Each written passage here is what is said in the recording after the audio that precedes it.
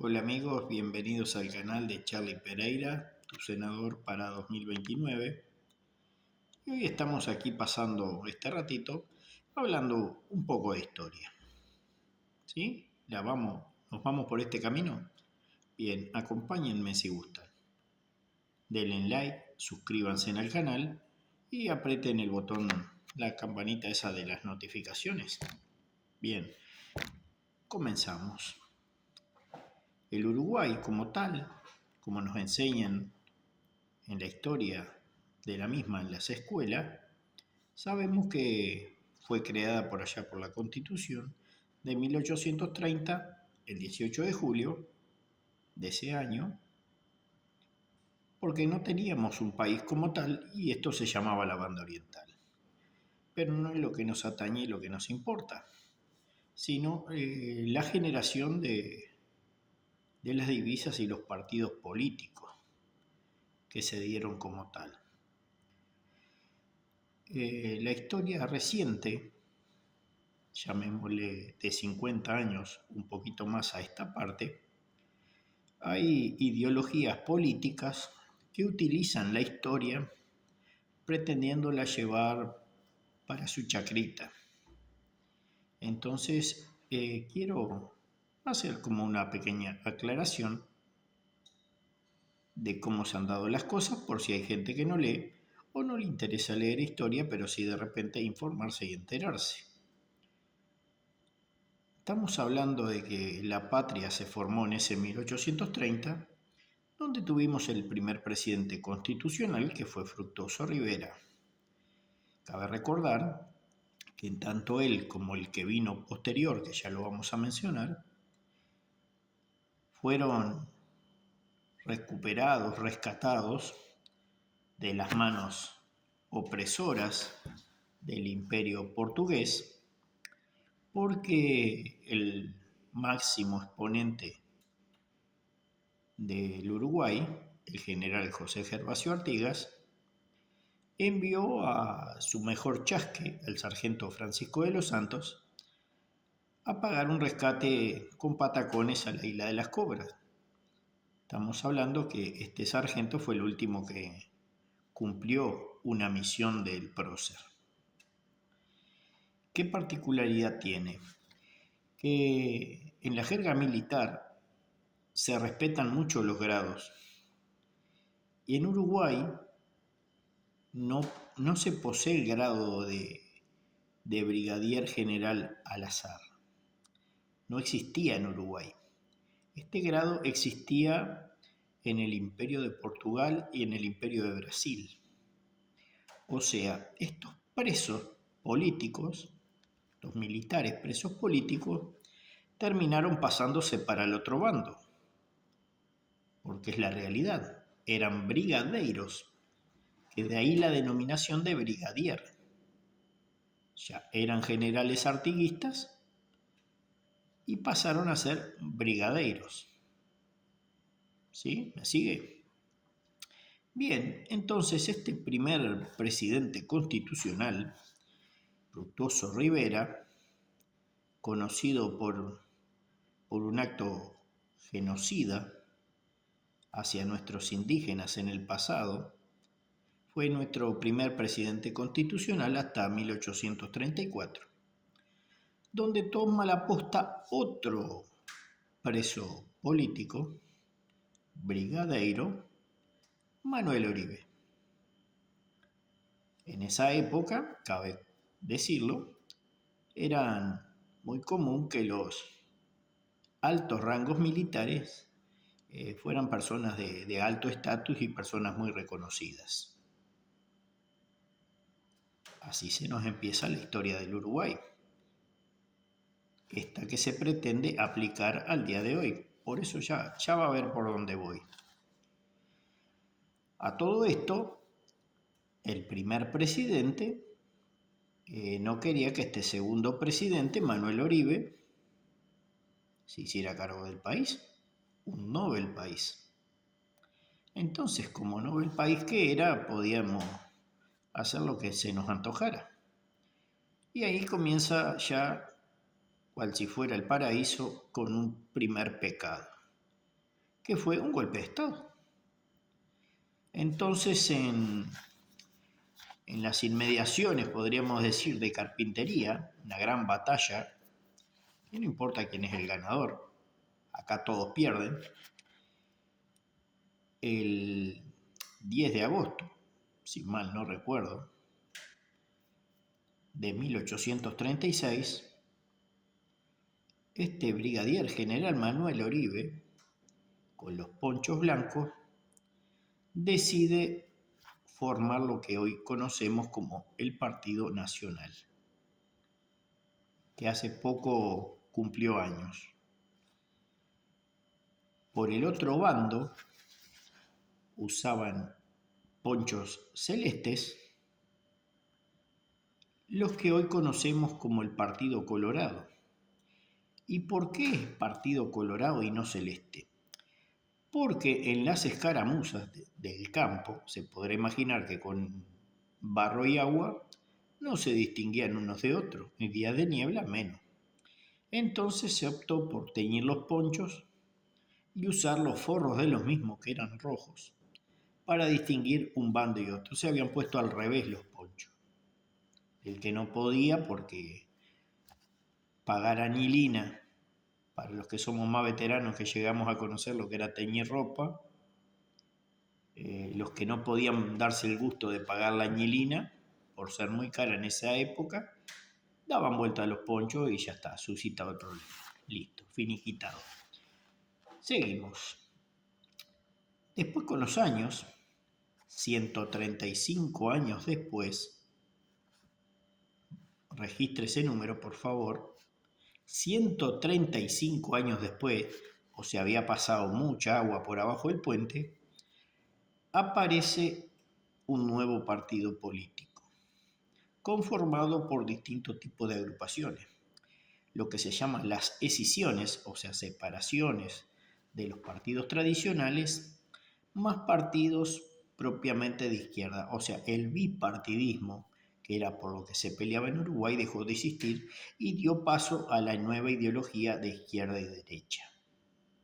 Entonces los partidos tradicionales quedaron en lo que vendría a ser un centro y una derecha, y este nuevo partido, conformado por varias agrupaciones, entre ellos el Partido Socialdemócrata, el Partido Comunista, el Partido Socialista, después incluso el Movimiento de Liberación Nacional Tupamaros, conformó lo que se llamó el Frente Amplio desde febrero de 1971, con la particularidad de que uno de los emblemas fundacionales de este partido fue el general Líber Celeñi. Sí, un general, otra vez un militar involucrado. No por casualidad, sino por un tema estructural, que se dice que los militares suelen tener una disciplina y una estructura para formar cosas.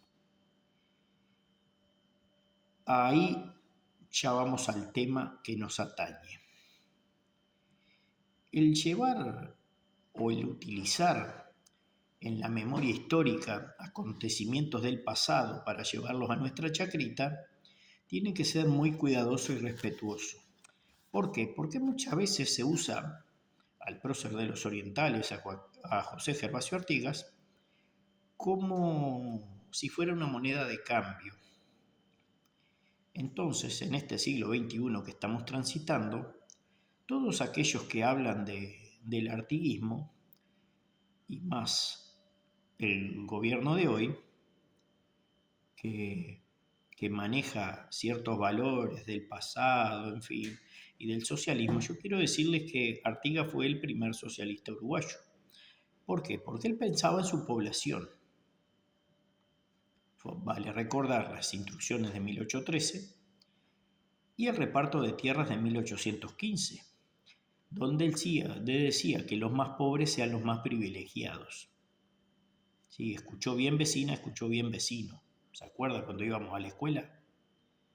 ¿Usted piensa que en este siglo XXI que estamos transitando, eso que Artigas quería, se está dando? Lo dejo en sus manos.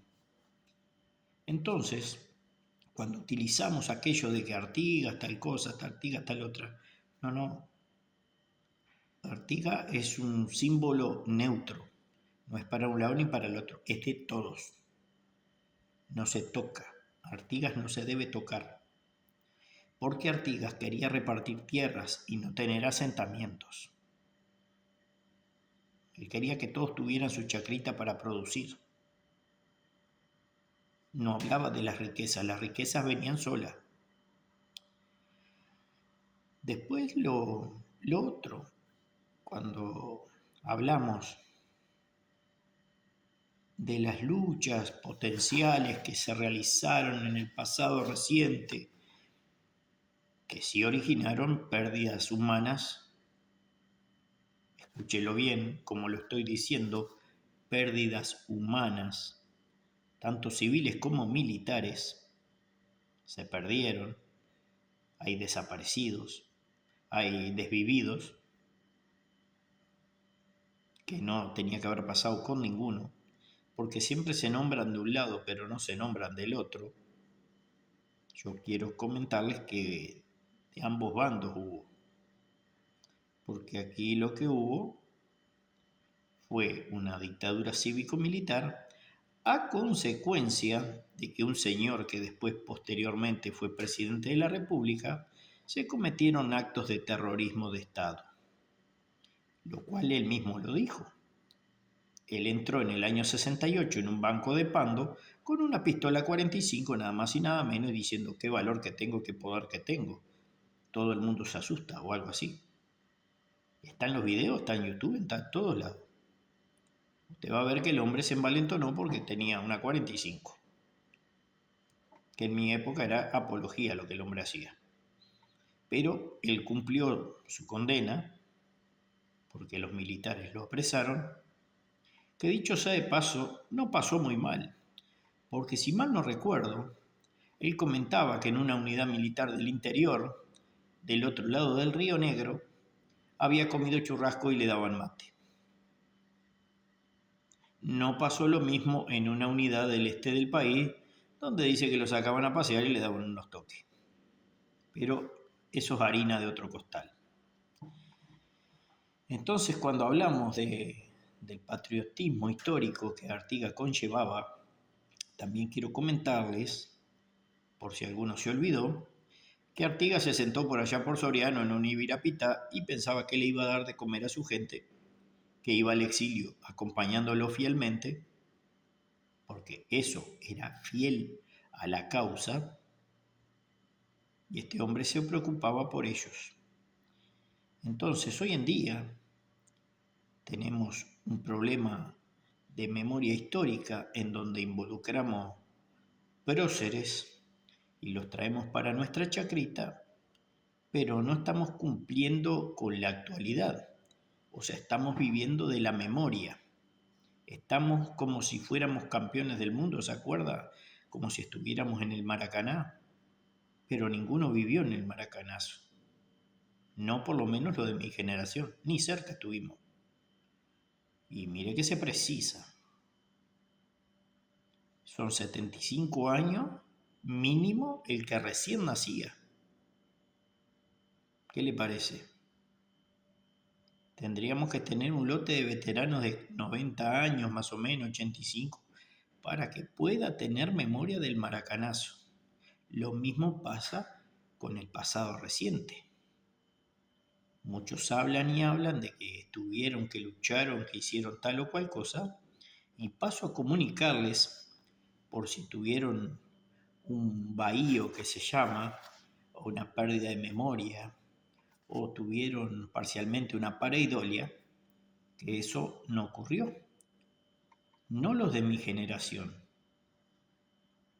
Y superó los 50 años. Yo no estuve ahí. No al menos en el momento del inicio. Entonces, ¿cómo se explica de que muchos de ellos no estaban ni en el miembro masculino, ni ya habían ingresado al miembro femenino de sus respectivos progenitores para generarse como ser humano, y otros apenas andaban en pañales o tal vez lucían la típica túnica y moña escolar. Si a mí alguno me quiere aclarar cómo hizo para luchar en esa época por la patria, como dicen, con gusto, tal vez yo esté equivocado. Y mire que he notado las edades de varios de esos que han hablado y les puedo asegurar que es mentira. De mi edad al menos no pelearon contra nadie. Capaz que en la carrera de los espermatozoides para llegar primero, ahí capaz que pueden haber peleado contra el otro que perdió la oportunidad. Ahí sí peleamos todos. Nosotros somos los que ganamos la carrera.